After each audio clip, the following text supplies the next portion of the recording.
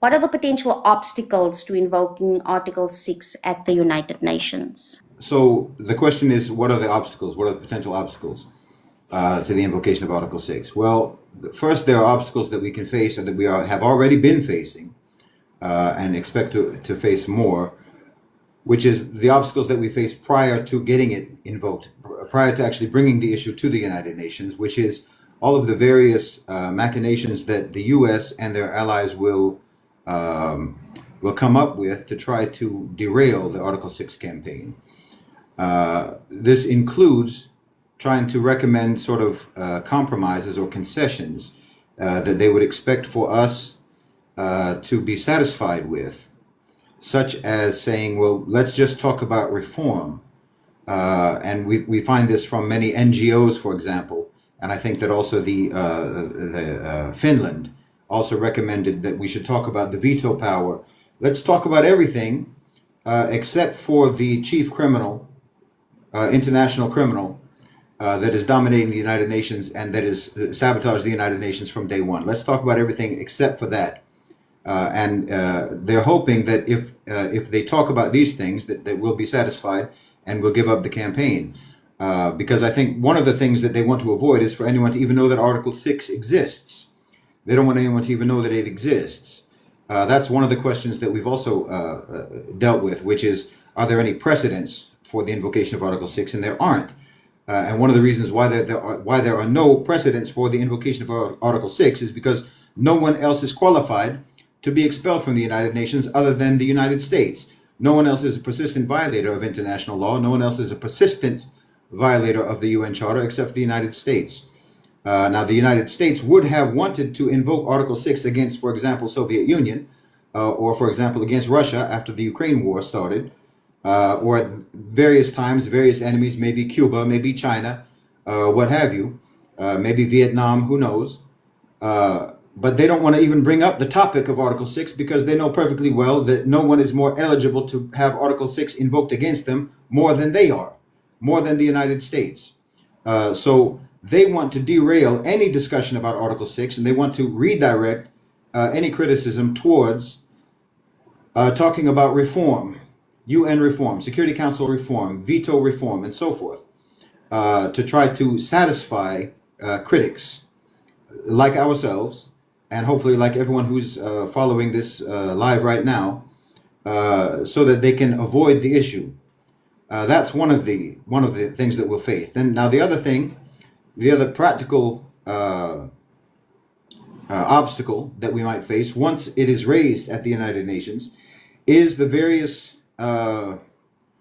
tactics and strategies that America will try to use to avoid having it successfully invoked. And one of those will be to argue that they have the right to veto it. Because technically they would have a right to veto it if we don't include in our invocation of Article 6 the invocation of Article 27. In order for us to invoke Article 27, we have to prove that this represents a dispute, because the Article 27 says that a member state cannot veto, a member state who's on the Security Council cannot veto a resolution that pertains to a dispute in which they are involved. So we would have to prove, and I think it's a relatively easy case to prove, that invoking Article 6 is a measure arising out of a dispute between basically the rest of the world and the United States. But at least in this case, we can say that it's between whichever member state or group of member states raises Article 6 to the UN, to the Security Council, a dispute between those countries or that country and America. And as Brother Ali said, you would be hard-pressed to find any country in the world that hasn't suffered at the hands of the United States and hasn't suffered at the hands of American foreign policy and hasn't had the United Nations Charter violated against them by the United States. Because, in fact, America violates the UN Charter as a matter of policy, because they feel that they have every right in the world to interfere in the domestic politics of every other country. They believe that they have every right to interfere in the government and to determine the government and to execute coups, execute overthrows, execute regime change operations, and so forth. They talk about it openly. So this is a country that approaches the rest of the world in an outlaw mentality, or with an outlaw mentality, and they do it openly. So it's not going to be very difficult, in my opinion, to prove that invoking Article 6 arises out of a dispute between whichever member state or whichever grouping of member states raises the issue at the United Nations. Once we're able to prove that it is arising out of a dispute, then America will not be able to veto it. The next line of defense will be to have France or the UK veto Article 6. Now, as you know, there are the only ones who can veto anything at the Security Council are the permanent members, and that's France, the UK, obviously America, Russia, and China. Russia and China, I don't believe, are going to be an issue. It's in their interest anyway. The only concern would be France and the UK, but I think that we've seen many developments over the last few years, and especially over the last several months, that indicate that Europe overall, and France and the UK specifically, would see that it is in their best interest, actually, to support the isolation of the United States and to liberate themselves from the United States. France has talked a lot about what do they call strategic autonomy. I think that is the term they use, strategic autonomy, which is rather embarrassing for an independent country to have to even talk about. Supposedly, metropolitan, advanced, developed, civilized nation like France, as they claim to be, saying that, trying to make some kind of a rationale or some kind of a justification for why they should be allowed to have strategic autonomy, mind you, not just autonomy, but strategic autonomy, that they should be able to move as they like. This is just the fact that they're even suggesting this, or the fact that they're even talking about this, indicates that they understand and they can recognize that it is not in their interests to go along with America on every single policy and to be subordinated to the United States, as both France and the UK are, and Europe in general. And in fact, for at least the last 3.5 years or so, it's going on 4 years since the Ukraine war started, and the sanctions against Russia started, which have done nothing really significant to damage Russia, but have done devastating damage to Europe. Germany is being destabilized, Germany is being deindustrialized, and if Germany is deindustrialized, then the rest of Europe will follow. It'll have a cascading economic impact, and it already is having a cascading economic impact with energy prices and inflation and supply chain disruptions and so forth.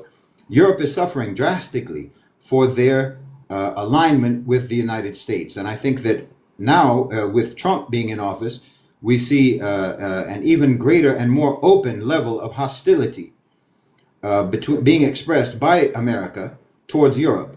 So I don't think that it's that the historic relationship, I'll say this, the historic relationship between France and the UK and America is increasingly becoming obsolete. It's becoming a thing of the past. France and the UK and Europe overall need to decide, we talk about being on the right side of history. Well, they need to be on the right side of the future. And the future is not in alignment with the United States.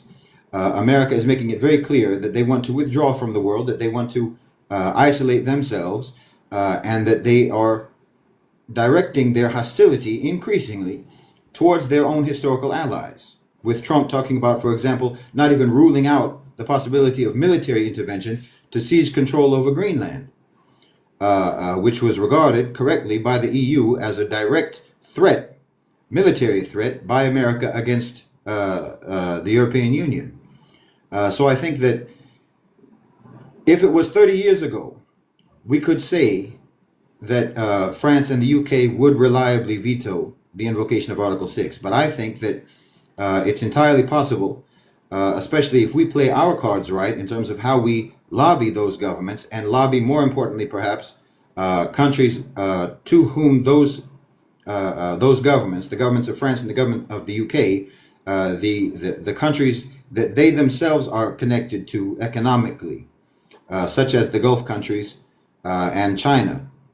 If we lobby those countries and lobby and get support from those countries, and then those countries in turn can lobby France and the UK, I think that it's not a given at all that France and the UK would agree to veto it. Rather, I think that they would see the invocation of Article 6 as their own liberation, and then they wouldn't have to talk about strategic autonomy. They could actually have genuine independence, which I think is something that they would support. So these are some of the obstacles that we'll face. I think that the biggest obstacle or the biggest challenge that we will have once it is raised, inshallah bi'ithnillah, when it is raised at the United Nations, the biggest challenge will be the U.S. trying to play with words and trying to sort of do legalese type of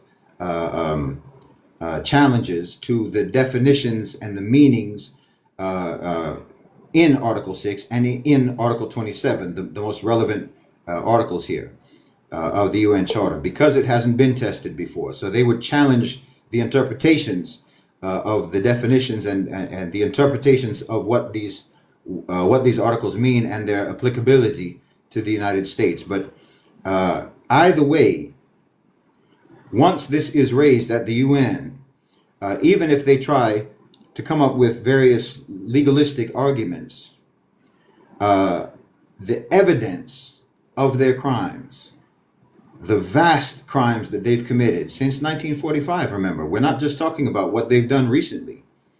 If we're talking about persistent violations, this is what's in Article 6. Persistent violations of the UN Charter means we have to prove the persistence of it.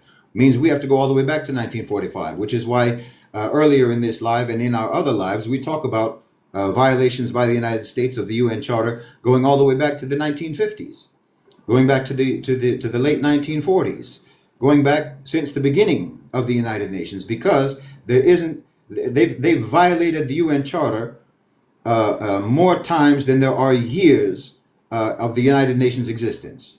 They have violated the UN Charter so persistently that when we bring the volumes of evidence of their crimes, like I said, you could take one country, like Brother Ali was talking about. You could choose almost any country in the world. You could choose. We don't even have to look at all of the violations internationally that they've committed. Even if we just looked at Palestine. If we just looked at Palestine and looked at all of the violations that America has committed since 1945 until today, that's persistent violations. We could do the same with Guatemala. We could do the same with Nicaragua. We could do the same with Argentina. We could do the same with Chile. We could do the same with Vietnam. We could do the same with Afghanistan. We could do the same with Somalia. We could do the same with Pakistan, on and on and on. There's not a single, you could even go into Europe, just like Brother Ali was talking about with Greece. We could talk about Greece. We could talk about Germany. We could talk about Italy. There's not a single country that America has ever left alone. Even like Sister was talking about, Sister Nisa, even their own country, they haven't left their own country alone. Even they violated the charter against their own people. This is a serial violator. This is a habitual violator. They're addicted to violating the UN Charter. They're addicted to violating international law. So when we bring it, even if they try to fight it with legalistic language and playing with words and interpretations and so forth, well, they're going to have to face the music. They're going to have to face the reality of everything that they've done, because all of that's going to be publicized. All of that will be highlighted. All of that will be spotlighted. So even if they win in their legalistic argument, they lose in the court of public opinion. They lose in their influence. They lose in their credibility. And we'll bring it back again next year, and we'll do the same thing again until we get it done. So this is the other thing about Article 6. It's not that if you get turned away one time, then it's over. It's double jeopardy. No, we can keep doing it again and again and again until it gets done. And that's exactly what we'll do.